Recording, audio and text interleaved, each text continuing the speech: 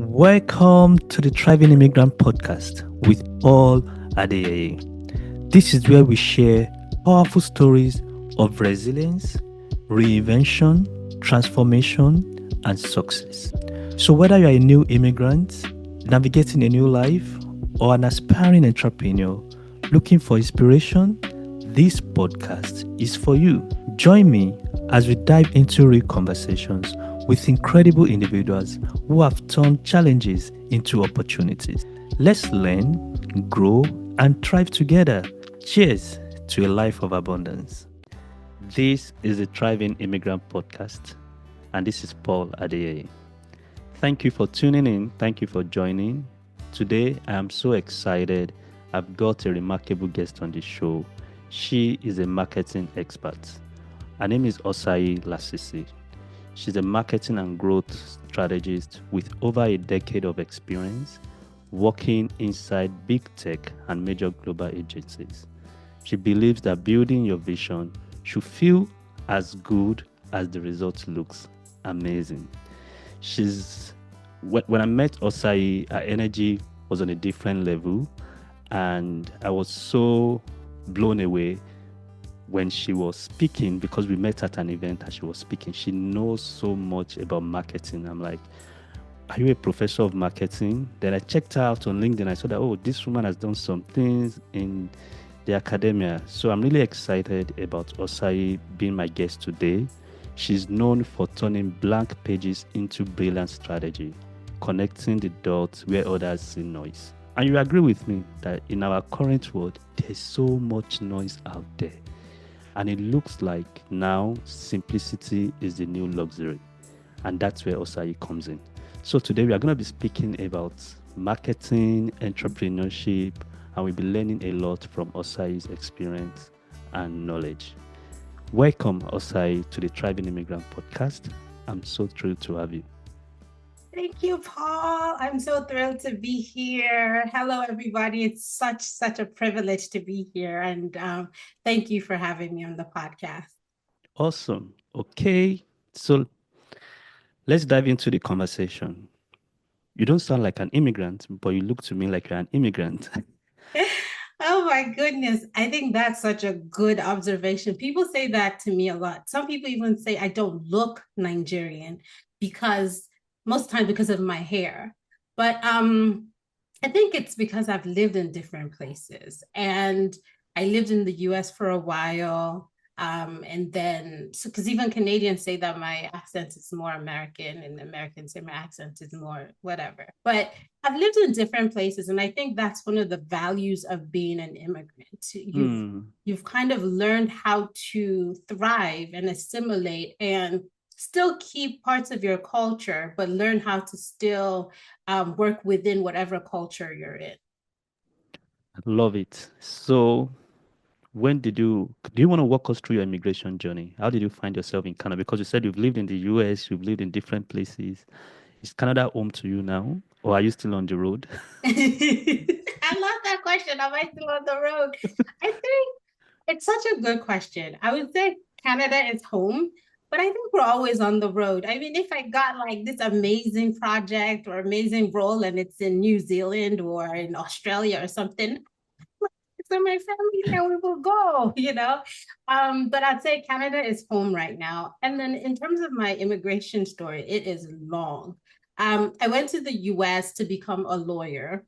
I was really excited about that. Went to school, everything, became a lawyer, and decided I wasn't having as much fun with it. I was in contracts law, and it was great to be doing that, but it wasn't as fun as what was happening in marketing. And around that time, Facebook was becoming a thing, and they hadn't purchased Instagram yet. So I was really learning a lot about copywriting, and I wanted to try marketing. And so I moved back to Nigeria, stayed with family, then got married, and then we decided to move to Canada because I didn't really have resident papers in the US. But in Canada, we were able to get resident papers and become citizens and all that stuff. So we moved to Canada, and that was a journey, because it doesn't matter how much experience you have, or even if you don't have the Nigerian accent or you have the American accent or whatever, it's still a process to get into the system, right? And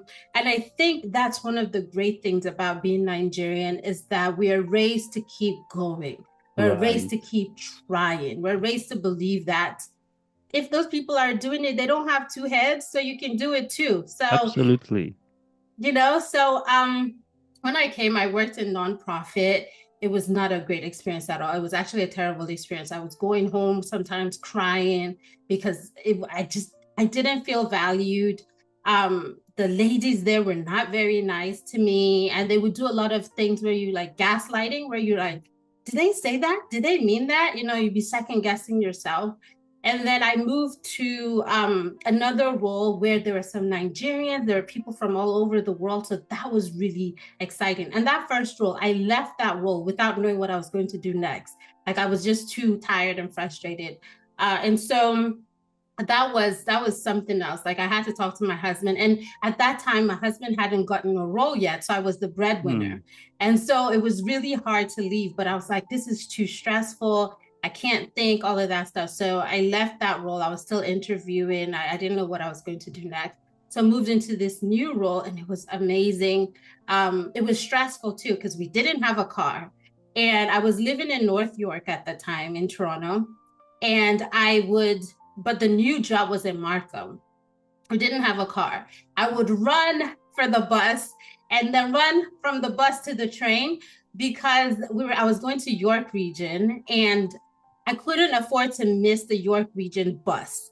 So it's always running, running, running. And then from the York Region and then York Region bus, if I get that, it's great. I'll get there on time, because it was really important for me to get there on time so that I could leave on time to pick up my child from school. So, because otherwise I would have to leave later, and then I'll have to deal with the issues of picking her up late and all that stuff, even though we had after school programs. And then eventually we bought a car, and the car was a two-toned car. Like, one part was gray, one part was black. I think we bought it for like $3,000 or it was 2,500. So the insurance for the car was more than the car was actually worth.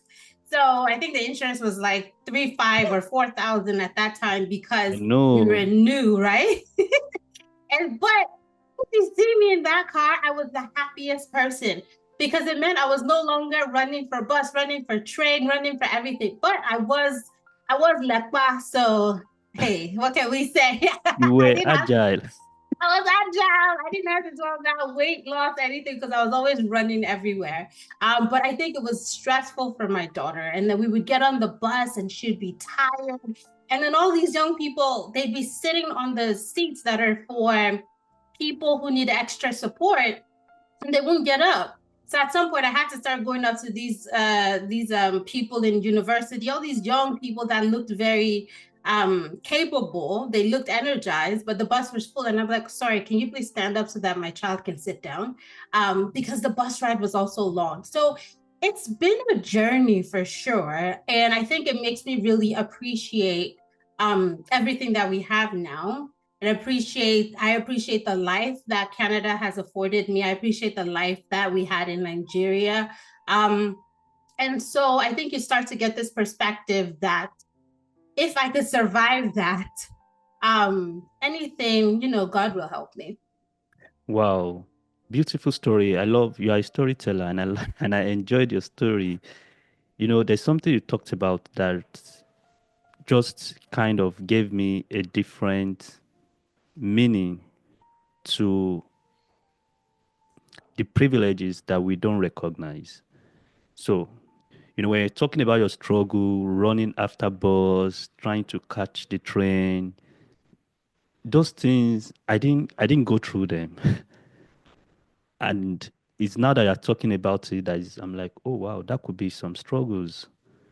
So life is about privileges, but sometimes you may not even recognize the privilege that you are enjoying because you can't relate with some of those things.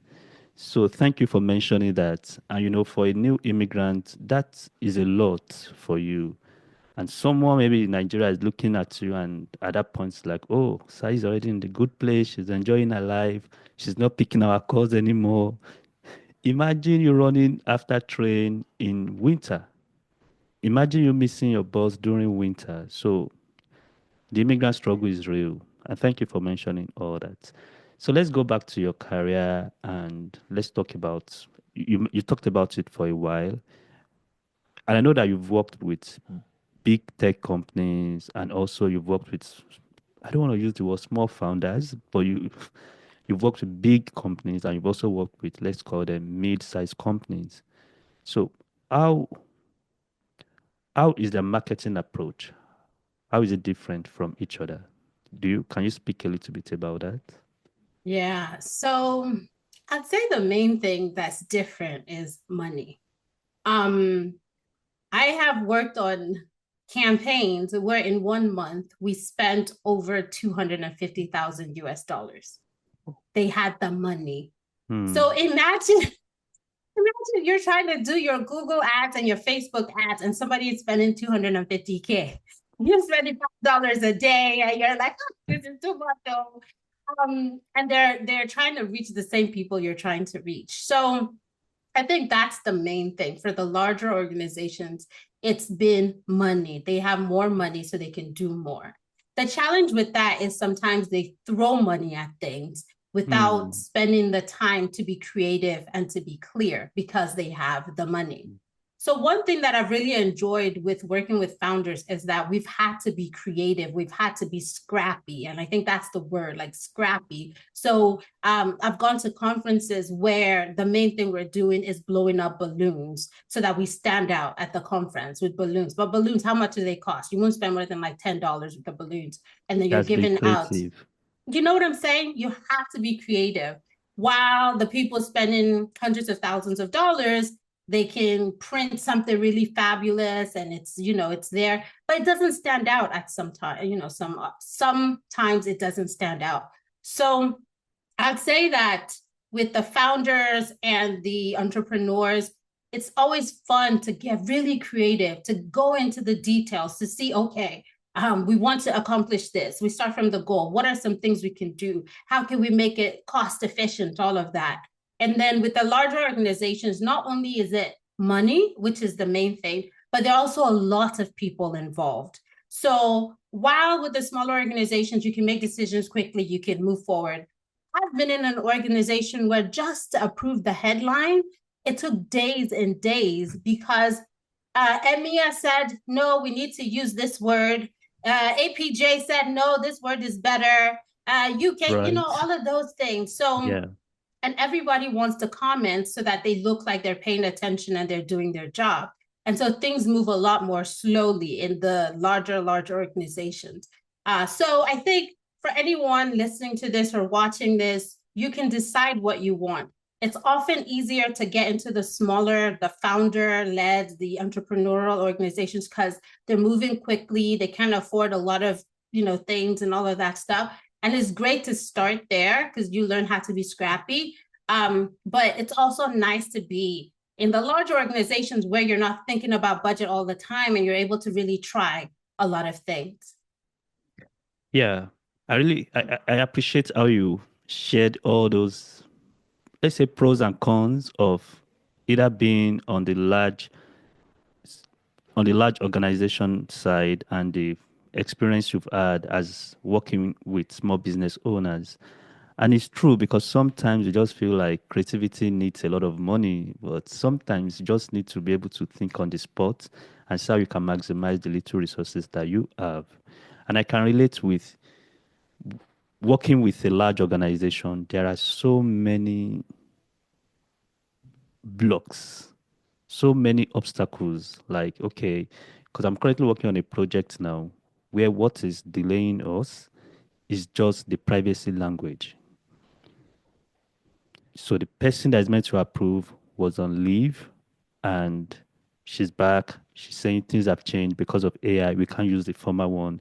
Then we need to meet again. So those little things for a small business owner, I'm not sure if you even want to pay attention to those things. However, it doesn't mean that you shouldn't pay attention to some things like that. But I think you made a lot of sense by sharing that. And these are things that you won't know until you have that experience working in those organizations. Thank you for sharing all that. I You're was going to welcome. ask you that. So this conversation is more about moving from chaos to clarity because I know you can relate very well as a small business owner in a country like Canada where your bills sometimes can be overwhelming. You don't have that luxury of experimenting, trying new things for a long time and not getting results and being able to continue doing it. And I think that's one of the things that we enjoy. I'm not sure if everyone has the same experience. Like for a country like Nigeria, you don't have overwhelming bills like you do in this part of the world. Like there is a level you get to in your career that you probably don't have to be paying rent. And even when you buy your house, you're probably not paying mortgages.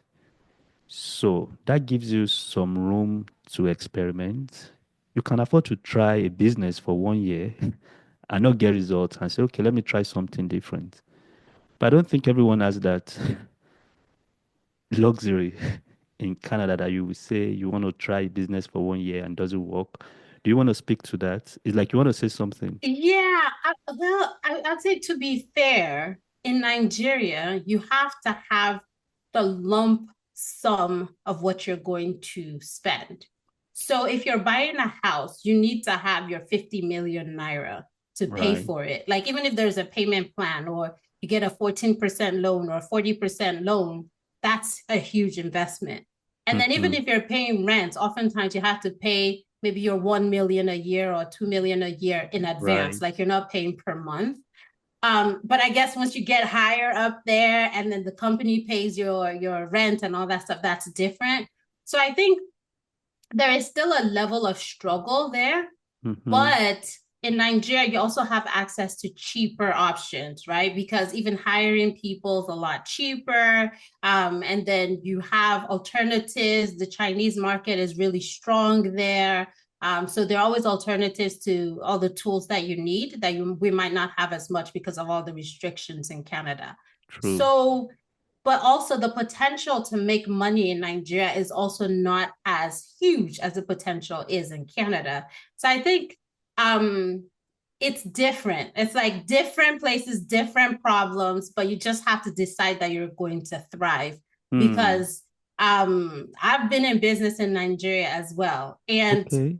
it was not easy either because even just trying to go see clients, you're stuck in traffic. Then the police stops you, and then they're like, "Where are you going? Oh, you must be in Madame because you have a driver."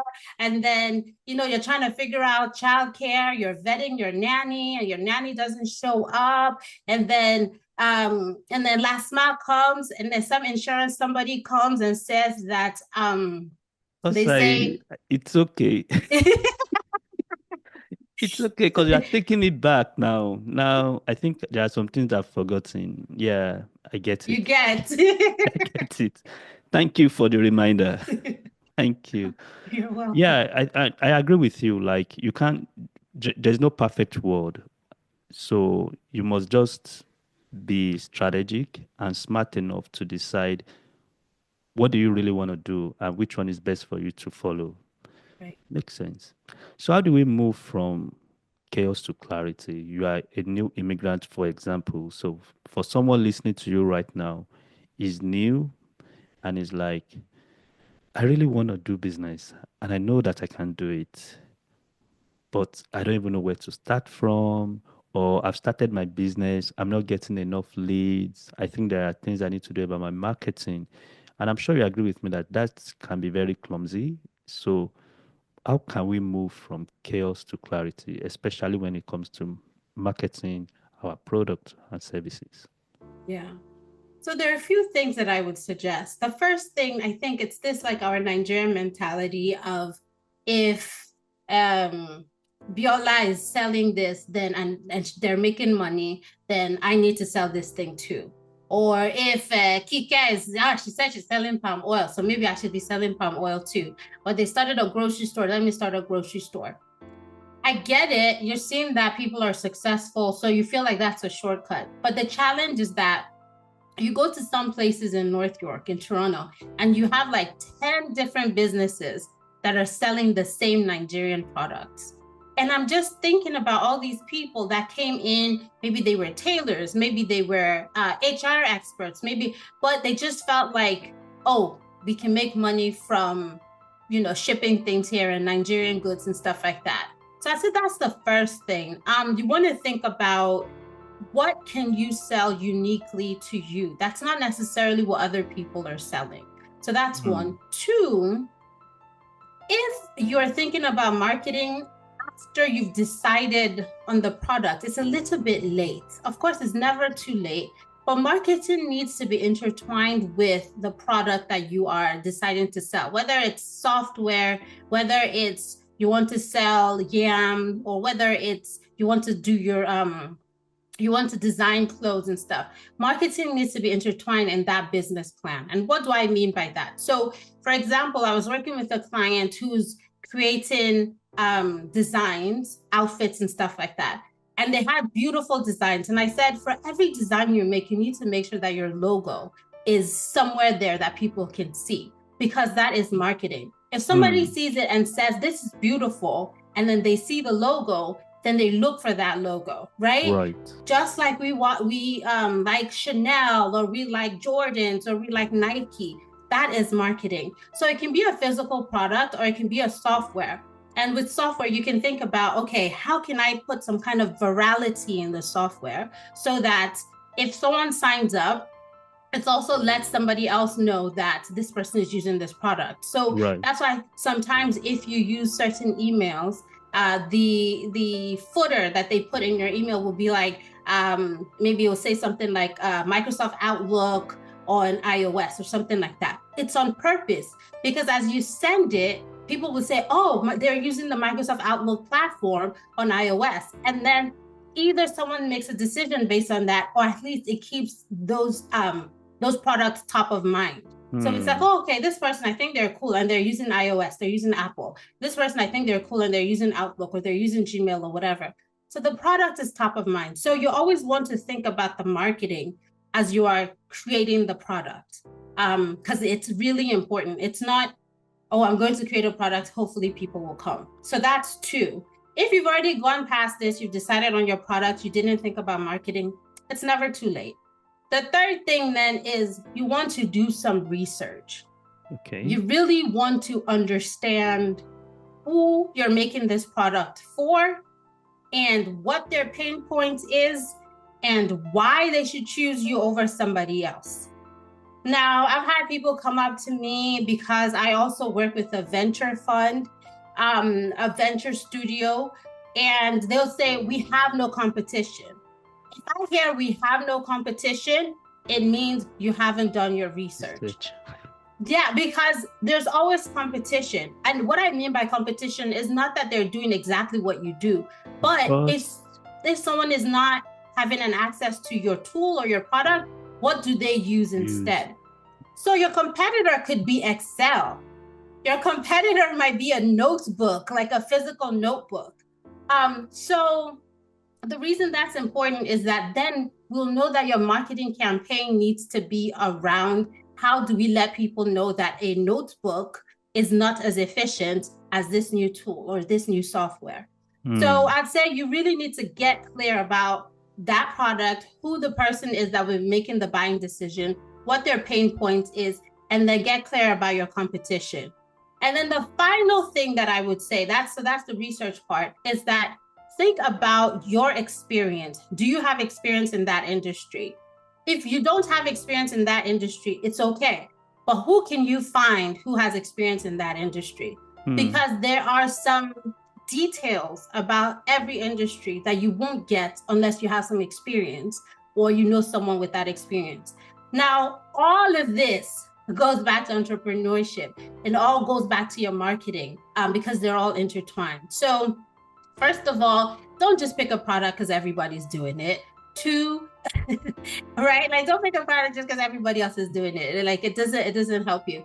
Then two, you also want to be thinking about how can you include marketing in the work that you're doing as you're planning. And then three, do your research, get very clear about your research. And then finally, make sure you have some experience in that industry that you're planning to go into. Chakam. Wow, this is like a marketing masterclass. Thank you, Osayi, for sharing all that. You were trying to shake a particular table. I'm not going to speak to that because I know what you're talking about, right? So it's always good to be unique and it's always good to identify one strength. The fact that somebody is doing this doesn't mean that you will thrive in it. And that makes a lot of sense. Thank you. Okay, moving on. So I speak with small business owners almost every day, and I think one of their struggles is that they feel like marketing is expensive. I don't know if it's a myth. Are there tools? Do you think marketing is expensive? Is it possible for you as a small business owner to have a marketing strategy that you don't need to break the bank for? I think I would ask, what do you mean by expensive?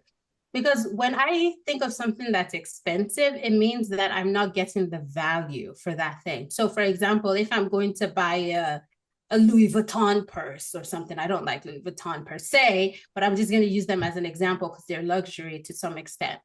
And I don't think that I can resell it at a good value, or my goal is not to resell it, then yes, it's expensive.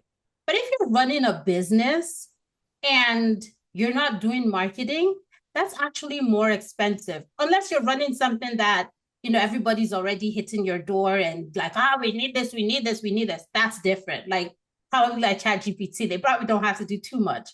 But it's really expensive to be running a product and nobody knows about it. So nobody can give you money for the work that you're doing. So instead, the way that I like to look at it is with your marketing, you need to know what your baseline is. You need to know what your goals are. And then continuously pay attention to if this marketing strategy is helping you to accomplish those goals. So for example, if your goal is to build your Instagram followers, know where your baseline is, go into that strategy if you're paying someone to help you, and then see, check in a month, check in 2 months, check in 3 months. If the strategy is not working, then you stop it and you do something else. You find your baseline, decide on your goal, and then you keep reevaluating. So if your goal is, I want to get 3 new clients in this month because each client can pay me $10,000. Okay, you create your strategy. You might be paying a consultant $2,500, but you're planning on getting 3 new clients that are $30,000. So there, it's not expensive, it's profitable, right? Yeah. Right? But if you're going to pay a consultant $2,500 and they're only supposed to get you $2,500 worth of value, then that's expensive. Yeah. Thank you. Makes sense. But I'm going to ask you like a follow-up question. Are there free resources, completely free resources that we can leverage as a small business owner at this point right now? Oh, yes. There are a lot of free resources. And I think also AI has opened up even more resources. So I think small business owners need to get really comfortable with using AI. Now, the thing about free resources is that your expertise is still important, right? I'm not a graphic designer, but if I go on Canva to design something, it's not terrible, but it's not great, right? So I can say this is fine for me and I can use that, or I can invest in someone who has the experience and they can do it. Not only can they do it better, they can do it more quickly, and I can focus on the work that actually brings me money. So I can spend 3, 4, 5 hours trying to move the button here, move the person's here, make sure it's smiling, find all of that stuff, while I just pay somebody. And now there are all these platforms where you can find people a lot cheaper whether it's like Fiverr or any of those platforms, and let them just do it. And then they bring it to you and then you give your feedback and then they fix it kind of thing. So there's that. But there are free tools. And marketing is really a lot of things, right? So you can run your social media on Meta. So Facebook, Instagram, you post, that's free. You can record your video for free. There are lots of free tools. You can even just record using your regular camera. You can do SEO. SEO is free. So SEO is just writing a lot of blog posts, making sure it has the keywords. But in the end, as an entrepreneur, I want people to start thinking about their time.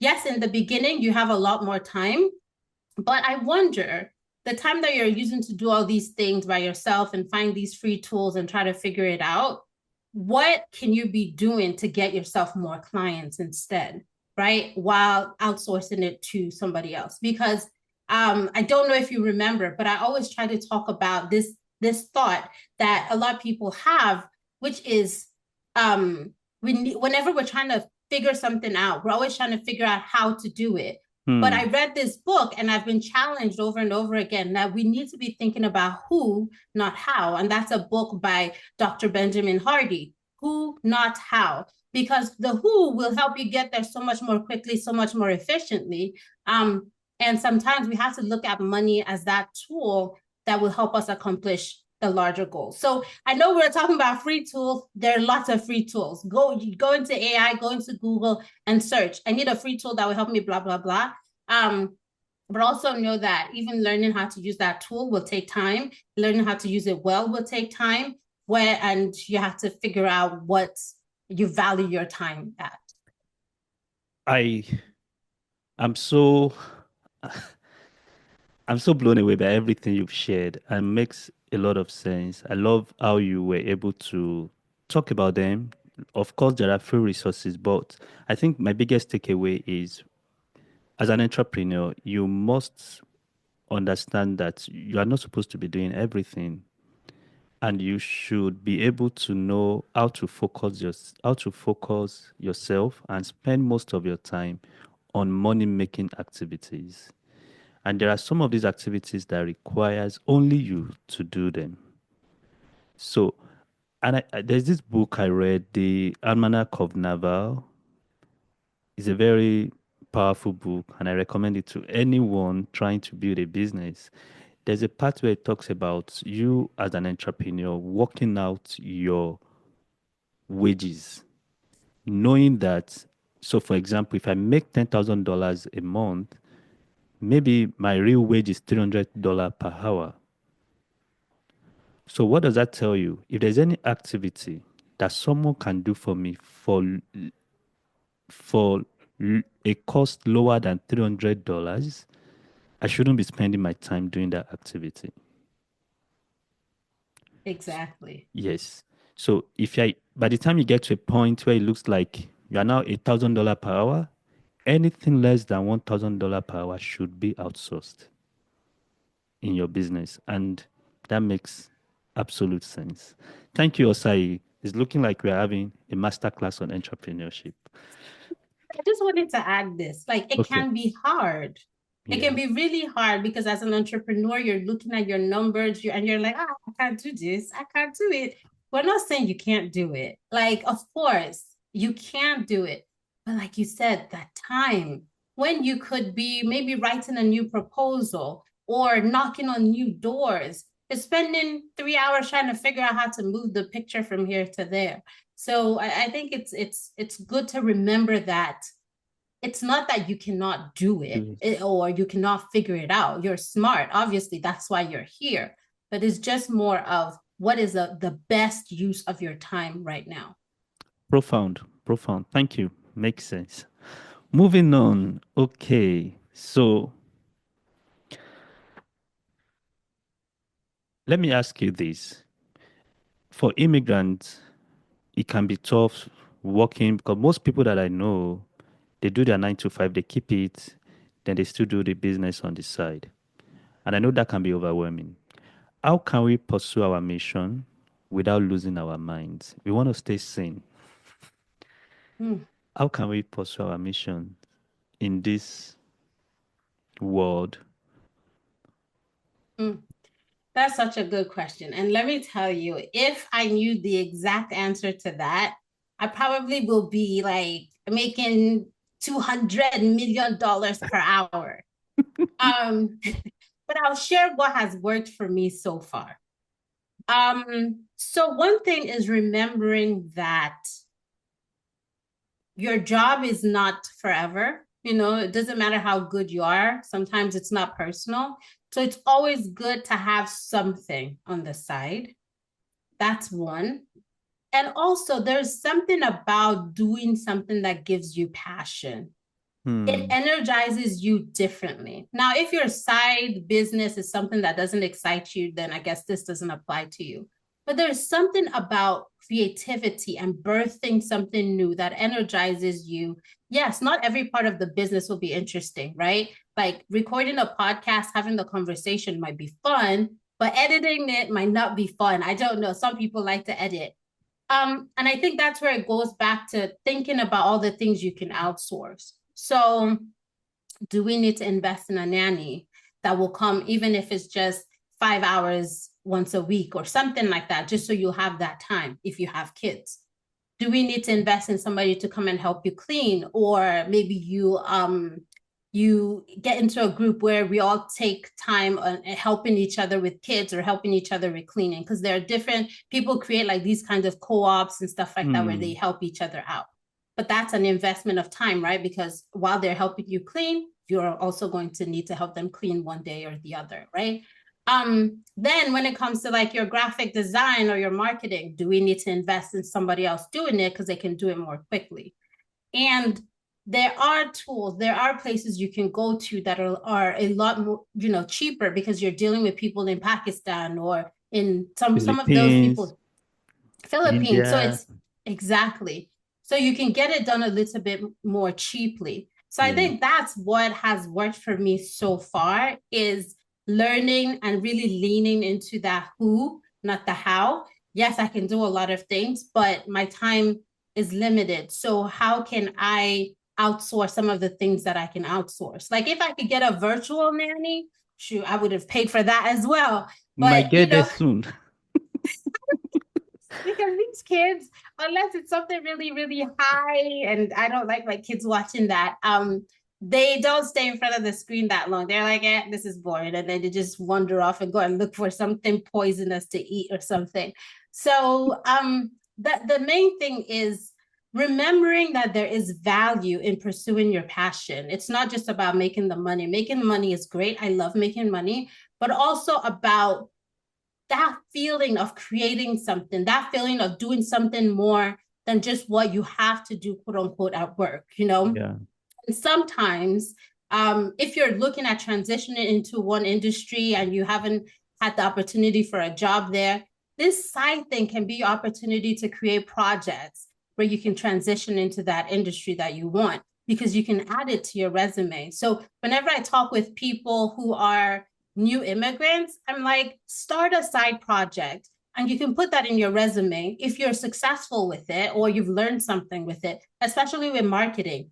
Find someone who is running an event and do some marketing for them, even if they'll give you free pass to attend the event or something like, or find someone who's selling a product and do something. And you create that project and you can put that on your resume that I know how to market events. I know how. So in the end, knowing that this is valuable, how can you outsource the things that take your time so that you can invest more of your time into the things that are valuable to you?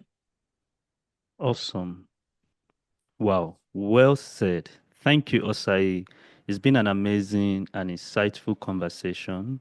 I'm sure everyone is loving it. If you've not subscribed to this podcast and you've been following us all this while and you've listened to this point, please subscribe so you can get more you can get notified when these kind of conversations drop every time.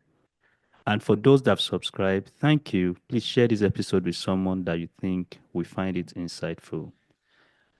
We are coming to the end of this particular one, even though I have a lot of questions I still want to ask Osai, but for me to have opportunity to bring you back again, why should I ask all the questions? So, right. Okay. So I'm going to ask you, are you accepting new clients? Because somebody's listening to you right now, like, oh, I think this lady can help me take all my marketing worries away. How can people contact you? Yes, I am accepting a few new clients right now. So I would say go to osayilasisi.com/focus. So Osayi Lasisi, I know there's a lot of vowels there, .com/focus. And then just sign up for a 20-minute conversation. And I need to know about the business you're doing, what you're trying to accomplish, and how I can help you.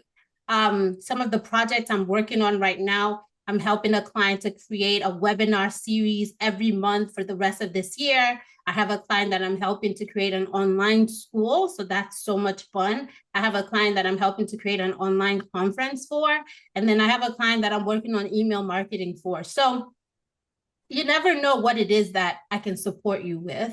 But I'd say just go to that website, osayilasisi.com/focus, and let's start the conversation there. Awesome. Okay.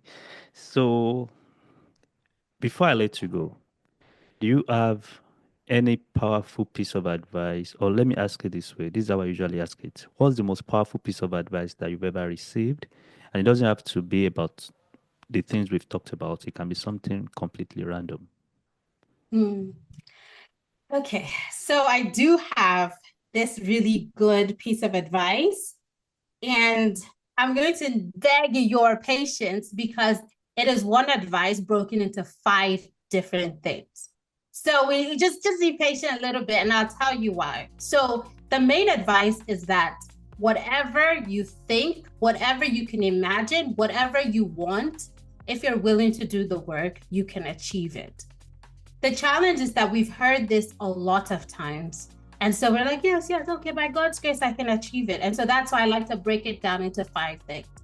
The first thing is, and they come from different books that I've read or just like strategies that I've gained. The first thing is everything is figure outable. Just like our people say, people don't have 2 heads. If they can do it, you can do it. And Marie Forleo, who's a big name in women's like business and stuff like that, she wrote a book called Everything is Figure Outable. So you can figure out anything. And if you see something and it looks hard, you can figure it out. The second thing about that is who, not how. Oftentimes we're like, if I can figure it out, then I need to know how to do it. But figuring it out doesn't mean that you have to be the one to figure it out. Somebody else can figure it out, right? So invest in people. And that's a book by Dr. Benjamin Hardy, Who, Not How. Now, the third thing that I always like to talk about is that just because it didn't work before doesn't mean that it won't work or it won't work for you. Just because, I've talked to people who say, oh, I've been scammed before, or I tried it before and it didn't work and stuff like that. It's okay. You might not have been in the right place at the right time. You might not have had the right skills. You might not have had the right people. Just encourage yourself, right? Like knowing that just because it didn't work before, believe it can work, but maybe you need to try it a little bit differently. Then the fourth thing is that 10x is easier than 2x. When you're thinking about your goals, if you're like, okay, I have 200 podcast listeners. Now I want to get 400 podcast listeners. So this is what I did. I shared it with this person. So now I need to share it with 2 people and stuff like that. It can get really tasking and tiring. But if you give yourself a 10x goal, I have 200 listeners. Now I want it to be 2,000 regularly. Then it energizes you. And then you have to think differently. Because in the end, to get to 10x, you can't do the exact same things you did to where you are right now. So when you're thinking about goals, think about 10x. And then that's where you're like, I need to find the right people to partner with or to get advice from and all of that stuff. And then the final thing that I think is probably the most important is that nothing lasts forever. So you might as well try to have fun doing what you're doing. Try to enjoy it because the journey is the life, right? Like I've been in situations where I was like, oh, when I get there, my life will be great. And then I get there, but there's a new challenge and then I forget what I've accomplished because I was so busy hustling, trying to get there. And I'd say when I was starting out in entrepreneurship, we were on this hustle, hustle. Every day I hustle. Every day I hustle. I wake up and I hustle. I wake up 4 a.m. I hustle. And like, it doesn't work for everybody. It might work for a short time, but at some point you will burn out. So what I found, especially as a woman, because we have our monthly cycles, is that there will be seasons of hustling during the month, and there will be seasons where you need to rest and contemplate and think about it. And then men, you have your own cycles as well, but you do not need to hustle all the time. You need to figure out how to create those boundaries so that you enjoy the experience. Because in the end, this is your life. Life doesn't begin when you get to wherever you're trying to get to. Life begins right now. And so those are the things that have really helped me in understanding that whole concept of whatever it is that you can imagine, whatever it is that you want out of life, if you're willing to do the work, you can get there, you can accomplish it. But there's some things that you need to pay attention to along the way. Wow. Wow. I've got nothing else to say. Thank you, everyone, for tuning in. This has been an amazing conversation. Thank you so much, Osayi, for sharing your journey, for telling us all these things. This has been a masterclass. So, if you are listening to me for the first time, feel free to subscribe to the Thriving Immigrant Podcast. I'm putting this right there, right now, that I want to do 10x goal, not 2x, as Osayi has mentioned. So let's spread the word. Let's build a thriving community one day at a time. Thank you so much, everyone. Thank you, Osayi, for being a thriving immigrant. Thank you for letting your light shine. Have a wonderful time.